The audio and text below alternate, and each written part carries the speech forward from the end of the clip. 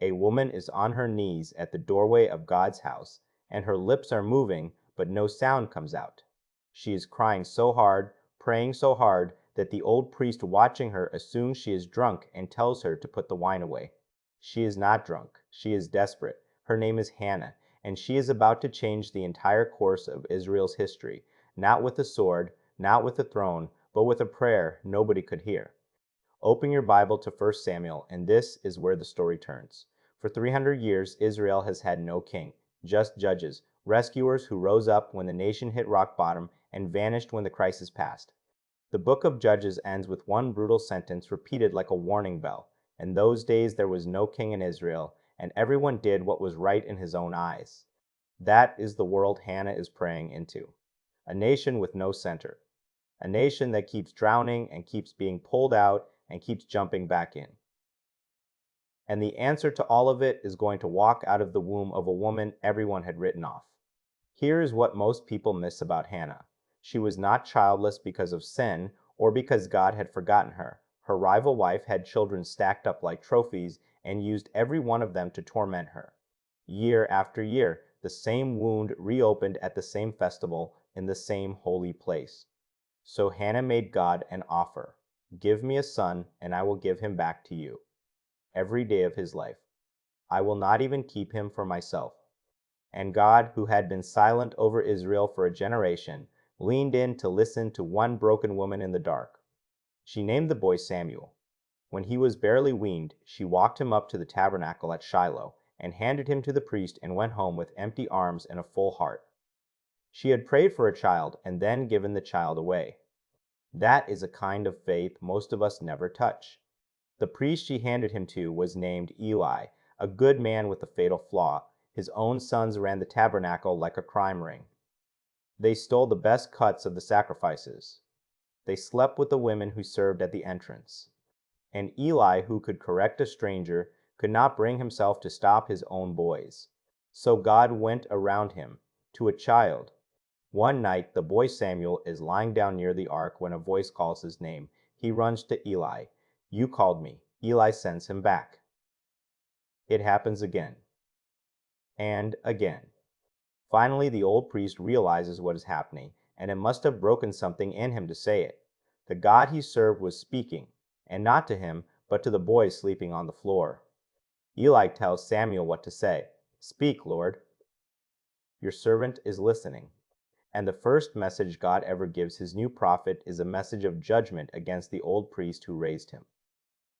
Eli's house is finished. Samuel has to carry that news to the man who had been like a father to him.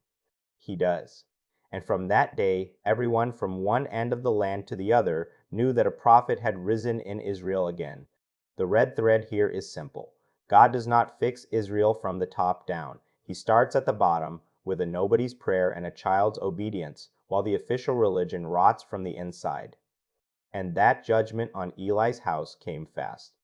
Israel went to war with the Philistines and lost. So they did something almost superstitious. They hauled the Ark of the Covenant out onto the battlefield, treating the holy box like a lucky charm that would force God to fight for them. It didn't work. Israel was slaughtered, Eli's two wicked sons died in a single day, and the unthinkable happened. The Ark of God was captured and carted off as a war trophy. When the old priest Eli heard that the ark was gone, he fell backward off his chair and died. A daughter-in-law went into labor from the shock and named her baby a word that means the glory has departed. It felt like the end. But the ark in enemy hands became a comedy of terror.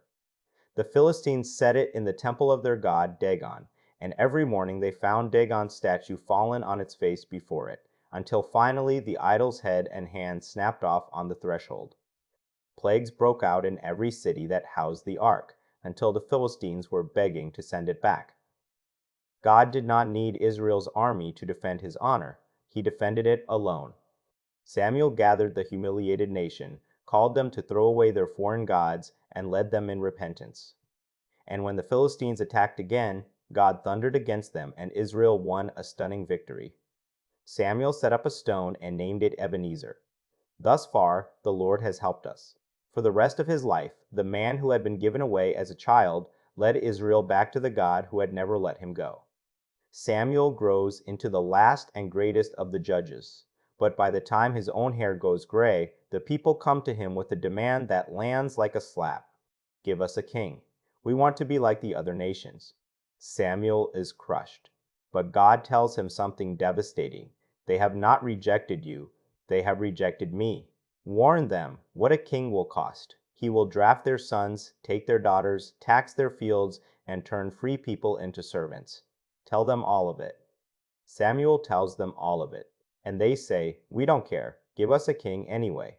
So begins the age of kings, and it begins with a man who looked exactly like what everyone wanted. His name was Saul. He was tall, a head taller than anyone in Israel. He was handsome. He came from a good family. If you were casting a king, you would cast Saul. And that is precisely the problem. Israel asked for a king they could see, and God gave them a king who was all surface. The strange thing is, Saul didn't want it. When Samuel first anointed him in private, Saul went home and told no one. On the day he was supposed to be crowned, they couldn't find him. He was hiding in the baggage. There is something almost sympathetic about him at the start. A reluctant giant of a man shoved onto a stage he never asked for. And at first, he was good. When an enemy king threatened to gouge out the right eye of an entire Israelite city, the Spirit of God rushed on Saul, and he rallied the whole nation and crushed the attack. The reluctant king became a real one. But watch how fast it curdles. Before a major battle, Samuel tells Saul to wait for him to come and offer the sacrifice. Samuel is late. The army is nervous, men are slipping away, and Saul panics. He offers the sacrifice himself, a job that was never his to do. Samuel arrives moments later and delivers the verdict: "You acted foolishly. Your kingdom will not last. God has already gone looking for another man, a man after his own heart." That phrase is going to matter in a moment. Hold on to it. Saul's second failure seals it. God orders him to carry out judgment on the Amalekites and destroy everything. Saul wins the battle, but keeps the best livestock and spares the enemy king. When Samuel confronts him, Saul does what failing leaders always do. He blames the people and dresses up his disobedience in religious language. "I kept the animals to sacrifice to God." And Samuel gives him the line that echoes through the whole rest of the Bible: "To obey is better than sacrifice." God does not want your religious performance. He wants your surrender. Because you have rejected the word of the Lord, he has rejected you as king.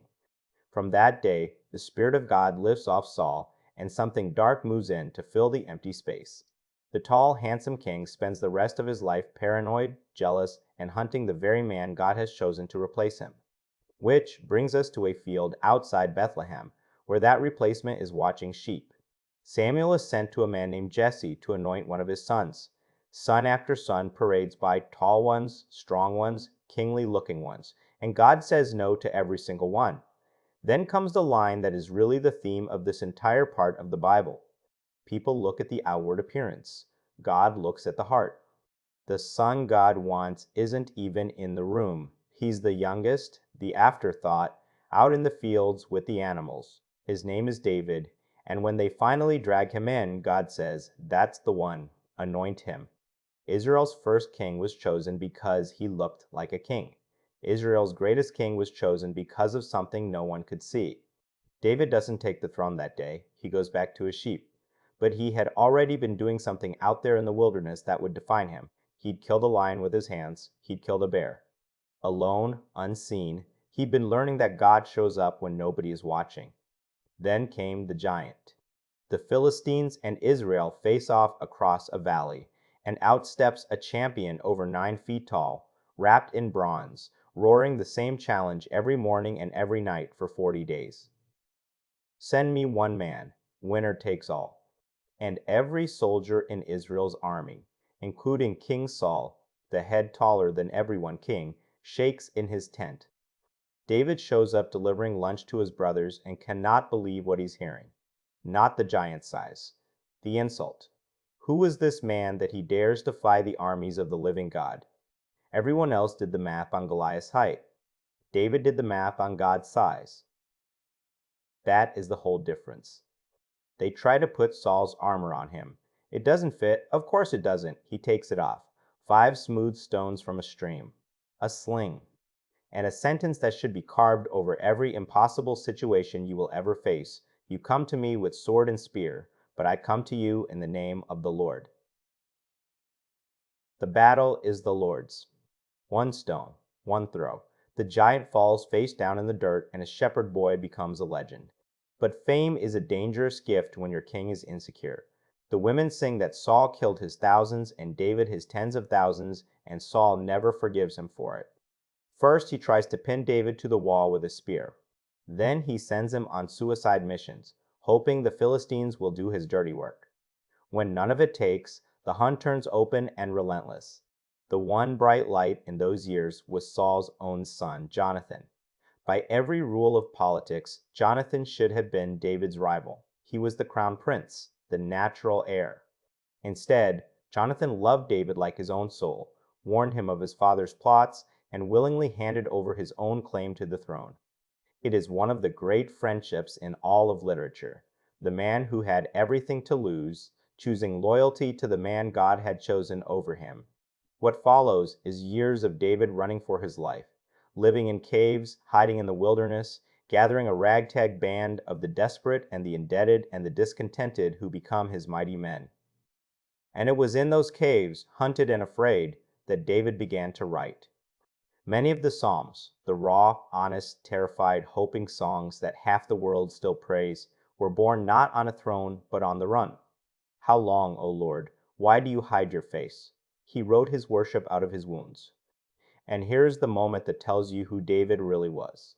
Twice, Saul walked straight into David's hands. Twice, David could end the war with one blade. His men beg him to do it, and both times David refuses to lift a finger against the king. Not because Saul deserved mercy, he didn't, but because David would not grab by force what God had promised to give in time. That is the heart God saw in the field, a man willing to wait. Saul's story ends the way pride usually does, alone, defeated on a battlefield, falling on his own sword rather than be captured. The king who was all surface is gone. And David, at 30 years old, finally takes the throne he had been anointed for as a boy, waiting the better part of 20 years to receive what was already his. Under David, Israel becomes an empire. He captures Jerusalem and makes it the capital, a brilliant move, a neutral city on the border between the tribes. He brings the Ark of the Covenant home, dancing in the streets with everything he has, undignified and unashamed, while his own wife sneers at him from a window. He beats back every enemy on every side. For the first time, Israel is not surviving. Israel is thriving. And that David, the man after God's own heart, has his catastrophe. One spring, when kings go to war, David stays home. From his roof he sees a woman bathing. Bathsheba, another man's wife, he takes her. She becomes pregnant.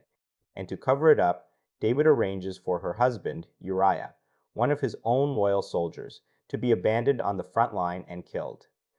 The shepherd who spared his enemy murdered his friend. For nearly a year, David says nothing. Then God sends the prophet Nathan, who tells a story about a rich man who stole a poor man's only lamb. David explodes with anger. That man deserves to die. And Nathan looks him in the eye and says 4 words that end David's self-deception. You are the man. Here is what separates David from Saul, and it is the single most important lesson in this whole part. When Saul was caught, he made excuses. When David was caught, he broke. He didn't blame Bathsheba. He didn't blame Uriah. He said, I have sinned against the Lord. And he poured out his guilt in a prayer we still pray 3,000 years later. Create in me a clean heart, O God. God forgave him. But forgiveness is not the same as no consequences. The sword never left David's house. His own son Absalom later launched a rebellion, drove his father out of Jerusalem, and died in the fighting. David wept for the son who tried to kill him. The man after God's own heart lived the second half of his life under the shadow of one terrible night. And yet, that is exactly why he's called a man after God's own heart. Not because he never fell, because he never stopped running back. When David is old and dying, he names his son Solomon to succeed him. And Solomon's reign opens with one of the most beautiful moments in the Bible.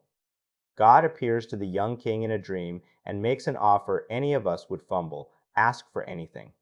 Solomon could have asked for wealth, long life, the heads of his enemies. Instead, he says, I am only a child, and I don't know how to lead these people. Give me a discerning heart to tell right from wrong. He asked for wisdom, and God, delighted, gave him wisdom, and then threw in everything he didn't ask for on top. Solomon's wisdom became world famous. He spoke 3,000 proverbs and wrote more than 1,000 songs. He could talk about trees and animals and the deep questions of life, and kings from distant countries sent envoys just to sit at his feet. The book of Proverbs still carries his fingerprints. Short, sharp sentences about how to actually live. Guard your heart. Watch your words. The fear of the Lord is the beginning of wisdom. The classic test comes when two women fight over one baby. Both claim it. There are no witnesses, no way to prove it. So Solomon calls for a sword. Cut the child in two, half for each. The real mother screams, no, give the baby to her, just let him live. The false one shrugs, fine, cut him. And Solomon says, there is your mother. The one willing to lose the child rather than see him die. He didn't judge by evidence. He judged by love, because he understood the human heart. Under Solomon, Israel hits its golden age. Peace on every border. Gold so common it lost its value. A navy, trade routes to the ends of the earth, the Queen of Sheba traveling across the world just to see if the rumors were true, and leaving speechless, saying the half had not been told. And at the center of it all, Solomon builds the temple. The house David dreamed of, but was never allowed to build, because his hands had too much blood on them. David had spent his final years gathering the gold, the cedar, the stone, the plans, laying up a fortune for a building he would never see. 7 years of construction.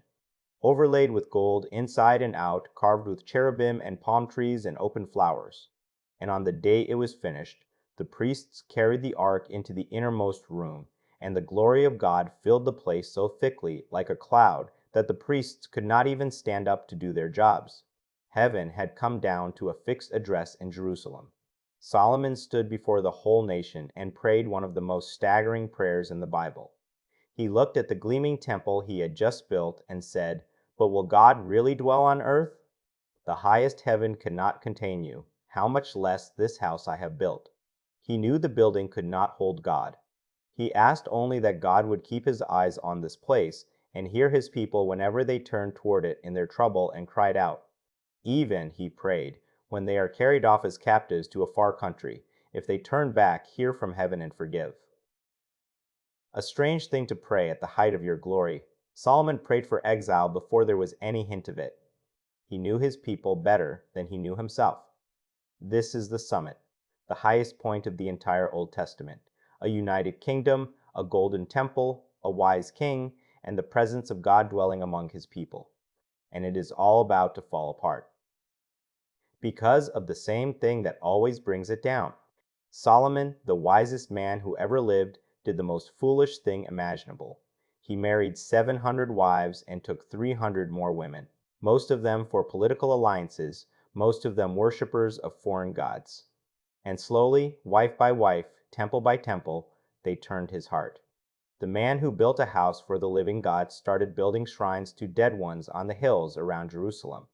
The wisdom was real, but wisdom in the head cannot save a heart that has quietly drifted. Solomon knew better than anyone alive. And he did it anyway. So God tells him, because of this, I will tear the kingdom away from your family. Not in your lifetime, for your father David's sake, but from your son, and I will leave your line only one tribe.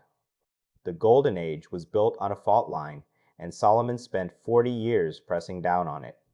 When Solomon dies, his son Rehoboam takes the throne, and the whole thing shatters in a single afternoon.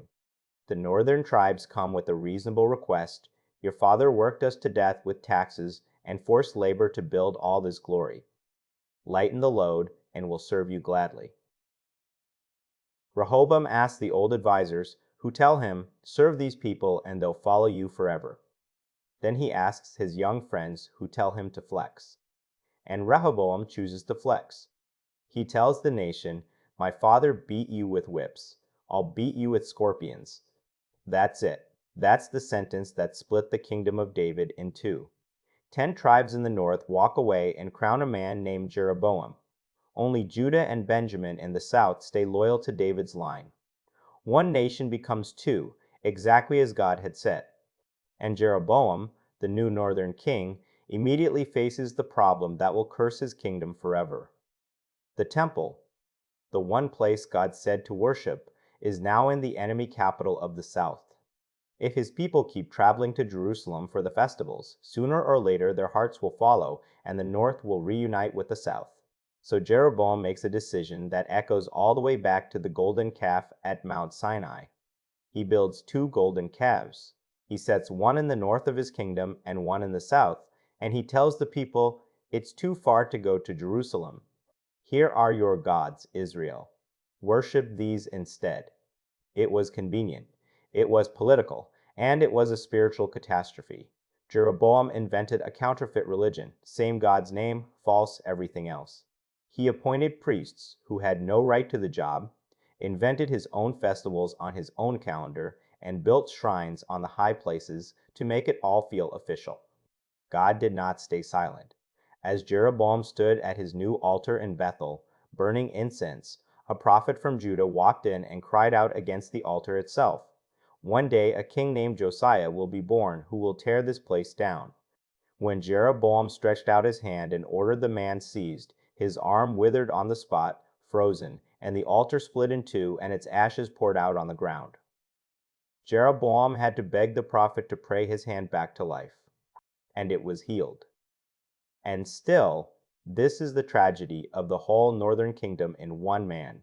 He refused to change. He saw the miracle and walked back to his golden calves anyway. Every single king who ruled the northern kingdom after him would walk in that same sin. 19 kings, 9 dynasties, roughly 200 years, and not one of them good.